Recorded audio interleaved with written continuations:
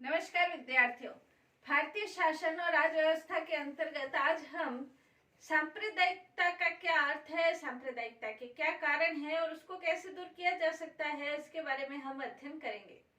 सांप्रदायिकता का यदि अर्थ देखा जाए तो सांप्रदायिकता का अर्थ ये है कि अपने संप्रदाय विशेष को विशेष महत्व देना और दूसरे संप्रदाय विशेष के साथ घृणा, वैमनस्य, नफरत की भावना के आधार पर दूसरे संप्रदाय के साथ व्यवहार करना संप्रदायवाद का अर्थ कहा जा सकता है। यानी कि इसका सीधा सीधा अर्थ ये निकलता है कि अपना संप्रदाय, अपने धर्म, भाषा, संस्कृति को राष्ट्रीय सभ्यता, राष्ट्रीय महत्व, राष्ट्रीय हितों से ज्यादा महत्व देना। अपना धर्म, अपनी संस्कृति, अपनी भाषा को राष्ट्रीय हितों से ज्यादा महत्व देना और इसके लिए यदि राष्ट्रीय हितों के ऊपर किसी भी प्रकार का आक्षेप हो, उसे हानि पहुंचती है, तो ऐसा कृत्य करने के लिए भी किसी भी प्रकार का मना नहीं करना या गुरेज नहीं करना और ऐसे कृत्य करना जिसे राष्ट्रीय हितों को हानि पहुंचती है या दूसरे हितों को, दूसरे धर्म को हानि पहुंचती है, ये सभी सांप्रदायिकता के अंतर्गत आते हैं। सांप्रदायिकता के अंतर्गत एक व्यक्ति अपने स्वार्थों के ऊपर इतना ज्यादा महत्व देता है कि राष्ट्रीय हित को हानि पहुंचती है, ये सांप्रदायिकता है। भारत के अंतर्गत सांप्रदायिकता राष्ट्रीय एकता के अंतर्गत बहुत बड़ा कारण है, राष्ट्रीय एकता को विकसित करने का एक बहुत बड़ा कारण है। सांप्रदायिकता की जो समस्या है वो सांप्रदायिकता की समस्या अंग्रेजों के द्वारा उत्पन्न की हुई समस्या हम मान सकते हैं। हालांकि स्वतंत्रता संग्राम में हिंदू और मुसलमानों ने दोनों ने एकजुट होकर कार्य किया। अनेक मुस्लिम क्रांतिकारी, अनेक मुस्लिम शहीद भारतीय स्वतंत्रता आंदोलन में हुए हैं और हिंदू मुसलमानों ने कंधे से कंधा मिलाकर भारत की स्वतंत्रता संग्राम के लिए अपना योगदान दिया है, ये सच्चाई है। लेकिन अंग्रेजों की कुछ नीतियां ऐसी बनी थी जिसके कारण से कुछ संकुचित जो हित थे उनको उन्होंने उभारा और उन संकुचित हितों को उन्होंने हिंदू मुस्लिम झगड़ों के रूप में, सिखों के झगड़ों के रूप में उन्होंने सांप्रदायिकता को एक जामा पहना दिया और ये भारतीय राष्ट्रीय एकता और अखंडता के लिए एक आघात महसूस हुआ। देखा जाए तो वास्तव में जो हिंदू थे उनके ऊपर पहले अंग्रेजों की कृपा दृष्टि रही और इस कारण से हिंदुओं की जो आर्थिक स्थिति थी, नौकरियों में उनको स्थान था, राजनीति में उनको स्थान था, वो बढ़ने लगा। 1857 का जो स्वतंत्रता संग्राम हुआ, अंग्रेजों ने ये माना कि ये मुस्लिम विद्रोह है, इस कारण से उनकी नीति मुसलमानों के प्रति थोड़ी नकारात्मक रही। लेकिन जब हिंदू राजनीति के अंतर्गत बढ़ने लगे तो उनकी नीति अब मुसलमानों को राजी करने की रही और उसी आधार पर 1905 में बंगाल, लॉर्ड कर्जन के द्वारा बंगाल का विभाजन कर दिया गया। 1906 के अंतर्गत मुस्लिम लीग की स्थापना ढाका के अंतर्गत कर दी गई। 1909 में शासन सुधार अधिनियम में सांप्रदायिक आधार पर प्रतिनिधित्व प्रदान किया गया ताकि हिंदू मुसलमान के आधार पर लड़ते रहे। यानी कि स्थिति ये थी कि जैसे एक विद्वान ये कहते हैं कि अंग्रेज अपने आप को हिंदू और मुसलमानों दोनों के बीच में ऐसे त्रिभुज के रूप में रहे कि एक तरफ हिंदू का है और दूसरी तरफ मुसलमानों का, और मेन आधार के रूप में अंग्रेज रहे। तो अंग्रेजों की बहुत बड़ी भूमिका रही कि हिंदू और मुसलमानों के आपसी वैमनस्य के आधार पर वो फूट डालो और राज्य करो की नीति के आधार पर अपना कार्य, अपने स्वार्थ सिद्ध करते रहे थे। लेकिन आजादी के बाद भी कुछ ऐसे तत्व थे, ऐसे तत्व हैं भी, जिनके कारण से आज भी जो सांप्रदायिकता है अंग्रेजों के आधार पर इकट्ठी की हुई होती तो अंग्रेज चले गए, सांप्रदायिकता खत्म हो जानी चाहिए थी। लेकिन जो बीज वो बोकर गए थे वो बीज आज भी विद्यमान है और इन बीजों को खत्म करने की बजाय ये आज पौधे बन चुके हैं। तो इन पौधों को कैसे खत्म किया जाए उसके बारे में आज हम अध्ययन करेंगे। सांप्रदायिकता के यदि कारण देखा जाए तो अंग्रेज तो इसके कारण है ही है, लेकिन भारतीय आजादी के बाद सांप्रदायिकता को उकसाने के जो महत्वपूर्ण कारण आज की दृष्टि में है वर्तमान समय, तो उसके अंतर्गत हम देख सकते हैं पहला इसका कारण सोशल मीडिया का प्रभाव।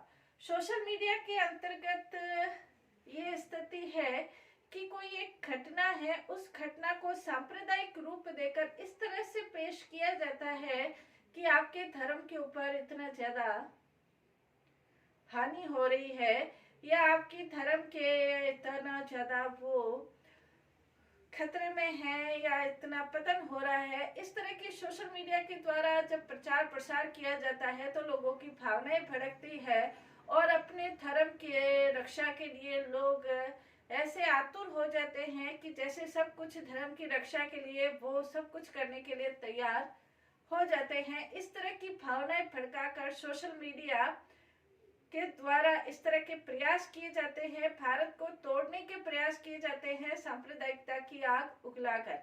कई बार इन सोशल मीडिया के पीछे विदेशी तत्वों का भी हाथ होता है, तो कई बार स्वार्थी तत्वों का भी हाथ होता है और कई बार इन सोशल मीडिया के पीछे बहुत बड़ी आतंकवादी तत्वों की गैंग भी कार्य करती है और लोगों की भावनाओं को भड़काकर जहां एक तरफ उनका स्वार्थ सिद्ध होता है, वहां भारत की राष्ट्रीय एकता और अखंडता भी खतरे में पड़ती है।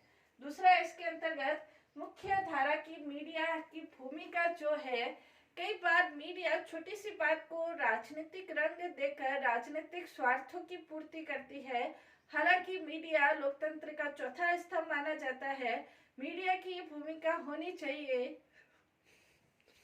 कि ये भूमिका होनी चाहिए कि वो स्वतंत्र रूप से कार्य करे, निष्पक्ष रूप से कार्य करे, लेकिन कई बार मीडिया संकुचित रूप से कार्य करते हुए सांप्रदायिक भावनाओं को और ज्यादा भड़काने की भी कोशिश करती है, जो वास्तव में सही नहीं है। तो मीडिया भी अपना एक महत्वपूर्ण रोल अदा करती है। राजनीतिक कारण भी सांप्रदायिकता को बढ़ाने में अपनी महत्वपूर्ण भूमिका निभाते हैं। अंग्रेज चले गए, लेकिन अंग्रेज जिस आधार पर फूट डालो राज्य करो की राजनीति के आधार पर कार्य कर रहे थे, कई राजनीतिक पार्टियां आज भी फूट डालो राज्य करो की नीति के आधार पर कार्य करने की कोशिश करती है, ताकि दोनों समुदायों को आपस में लड़ाकर वो अपना राजनीतिक स्वार्थ सिद्ध करे। तो ये राजनीतिक कारण भी सांप्रदायिकता के लिए बहुत महत्वपूर्ण कारण है। इसके अलावा मूल्य आधारित शिक्षा प्रदान नहीं की जाती। भारत एक धर्मनिरपेक्ष राष्ट्र है। धार्मिक शिक्षा स्कूलों में, कॉलेज में प्रदान नहीं की जाए, लेकिन नैतिक शिक्षा भी प्रदान नहीं की जाए, ये सही बात नहीं है। और भारत के अंतर्गत कहीं पर भी नैतिक शिक्षा प्रदान की जाए, इसका उल्लेख नहीं मिलता है। यदि विद्यार्थियों को कॉलेजों में नैतिक शिक्षा का पाठ्यक्रम लागू किया जाए तो नैतिकता की ओर विद्यार्थी नवयुवक अग्रसर होंगे, जो धर्म के वास्तविक अर्थ को समझेंगे, और जब वो धर्म के वास्तविक अर्थ को जानेंगे तो सांप्रदायिकता के कीचड़ से वो निकल सकते हैं और वास्तविक जो धर्म है वो उनको पता चल सकता है। नेक्स्ट इसके अंतर्गत संकुचित मुस्लिम संगठनों की जो संकुचित प्रवृत्ति है, कई संकुचित मुस्लिम संगठन है वो आज भी भारत से अपने आप को पृथक मानते हैं, या वो ये कोशिश करते हैं कि उनकी राजनीतिक महत्वाकांक्षाओं की पूर्ति तभी हो सकती है जब मुसलमानों का एक वर्ग उन्हें अपना आदर्श माने और अपना आदर्श मानकर वो जैसे चाहे वैसे उनके अनुसार कठपुतली के रूप में कार्य करे। इस प्रकार के संगठनों में यदि देखें तो जमायत इस्लाम है, जमीयतुल उलेमाए हिंद है, जो कई बार मुसलमानों को भारतीय चुनाव से अलग रहने के लिए कहते हैं, चुनाव प्रणाली से अलग रहने के लिए कहते हैं, मुख्य धारा से पृथक रहने के लिए कहते हैं। तो इस प्रकार के जो संकुचित मनोवृत्ति वाले जो संगठन है वो भारत में, भारत के संस्कृति में उन्हें मिलने नहीं देते और पृथकतावादी भावनाओं के आधार पर उनकी भावनाओं को भड़काकर सांप्रदायिकता को जारी रखना चाहते हैं ताकि उनका स्वार्थ सिद्ध हो सके। इसके अंतर्गत नेक्स्ट इसके है मुसलमानों का आर्थिक और शैक्षणिक पिछड़ापन भी सांप्रदायिकता को उभारने में एक महत्वपूर्ण कारण बनता है। होता आर्थिक कारण है, लेकिन उस आर्थिक कारण को इस प्रकार से पेश किया जाता है जैसे वो कारण हिंदू और मुसलमानों का कारण है। जैसे के.बी. कृष्ण ने एक अपनी बुक लिखी थी, द प्रॉब्लम ऑफ माइनॉरिटीज। इस पुस्तक में उन्होंने कहा था कि बंगाल के अंतर्गत जो हिंदू है वो जमींदार है और जो मुसलमान है वो किसान है। इसी प्रकार महाराष्ट्र के अंतर्गत हिंदू है वो साहूकार महाजन है और जो अधिकतर मुस्लिम है वो कर्जदार है। जो ये समस्या है वो वास्तव में समस्या तो आर्थिक है, लेकिन उसको इस आधार पर पेश किया जाता है जैसे हिंदू मुसलमानों के ऊपर आर्थिक अत्याचार कर रहे हैं या उनके पिछड़ेपन के लिए जैसे हिंदू ही जिम्मेदार है। तो इस प्रकार का जो आर्थिक और शैक्षणिक पिछड़ापन है वो भी सांप्रदायिकता को आड़ लेकर उनको उभारने की कोशिश की जाती है। इसी प्रकार पाकिस्तानी प्रचार और षड्यंत्र, पाकिस्तान का जो प्रचार है, पाकिस्तान एक मुस्लिम राष्ट्र है और पाकिस्तान इस तरह का प्रचार करता है जैसे भारत के अंतर्गत रहने वाले सभी मुसलमानों का जो हित रक्षक है वो पाकिस्तानी है। और कई बार जो भारतीय कुछ मुसलमान, कुछ संगठन ऐसे भी होते हैं जो पाकिस्तानी प्रचार में प्रभावित हो जाते हैं और उस अनुसार आचरण करने लग जाते हैं। उसका परिणाम आतंकवाद के रूप में भी सामने आता है। सांप्रदायिकता का एक उग्र रूप आतंकवाद के रूप में सामने आता है।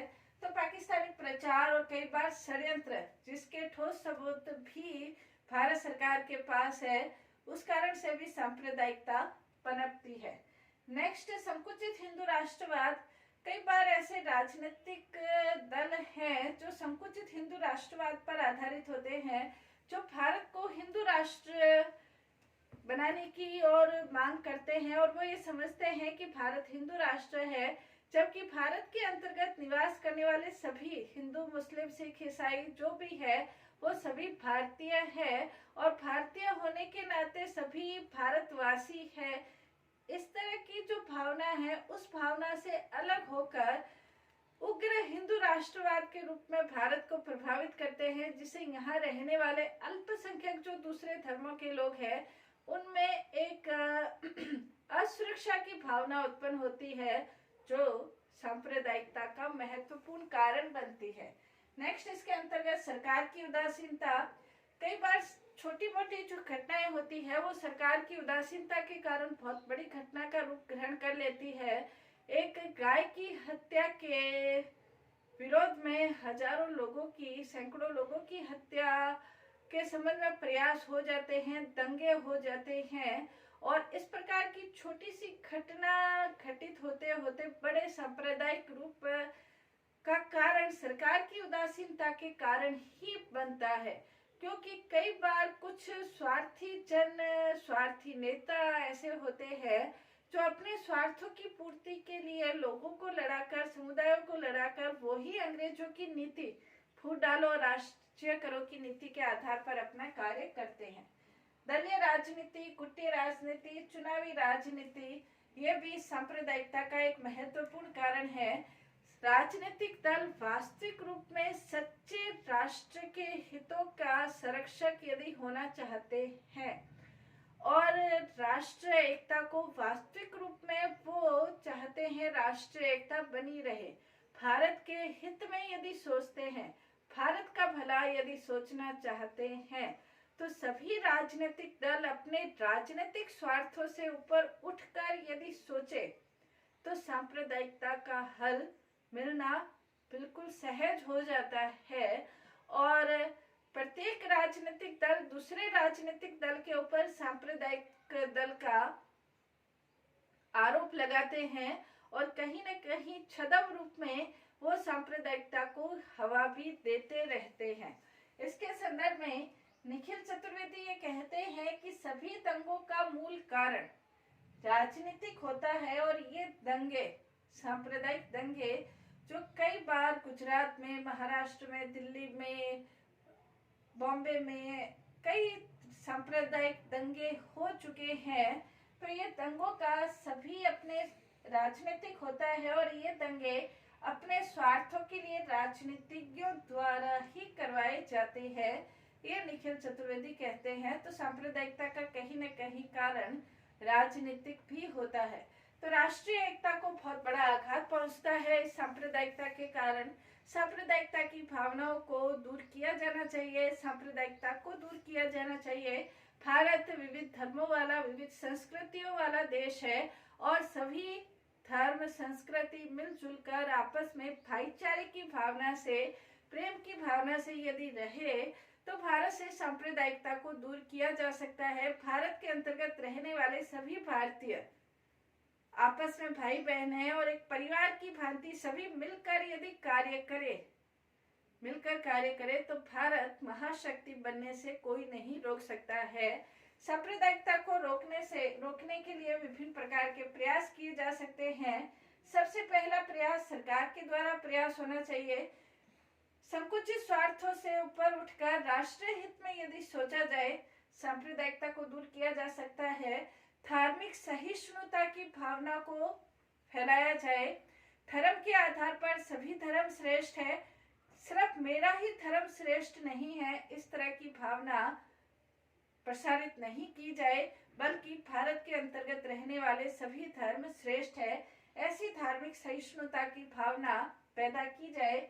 शिक्षा में नैतिक मूल्यों का समावेश किया जाए। जो नैतिक मूल्य है, शाश्वत मूल्य है, शिक्षा में इन नैतिक मूल्यों का समावेश करके उचित शिक्षा के द्वारा एक जो उचित मानव समाज है, या कह सकते हैं सार्वभौमिक जो नैतिक मूल्य है, उनकी शिक्षा देकर नवयुवकों में मानसिक विकास किया जाना चाहिए। बहुमत का जो शासन है वो सौम्यता के आधार पर शासन करे। बहुमत अपने तानाशाही प्रवृत्ति के आधार पर शासन नहीं करे, बल्कि मिलजुल कर यदि जनता ने बहुमत को सरकार सौंपी है, सत्ता सौंपी है, तो बहुमत का भी ये कार्य है कि अब जो सरकार बनने के बाद वो सभी के हित में, प्रत्येक नागरिक के हित में कार्य करे, किसी वर्ग विशेष या बहुमत के रूप में कार्य नहीं करे। सभी को ये लगना चाहिए कि ये जो सरकार है हमारी है। समान कानूनों का निर्माण किया जाए, कानून के आधार पर भेद नहीं किया जाए। कोई भी सांप्रदायिक मांग है उनको तुरंत ठुकरा देना चाहिए और राष्ट्रीय एकता को स्थापित करना चाहिए। मीडिया है वो स्वतंत्र और निरपेक्ष रूप से कार्य करे, किसी एक पक्ष विशेष में कार्य नहीं करे। इन आधारों पर सांप्रदायिकता के ऊपर नियंत्रण लगाया जा सकता है। तो आज हमने सांप्रदायिकता के कारण और उसका निवारण कैसे हो सकता है उसके बारे में अध्ययन किया। धन्यवाद।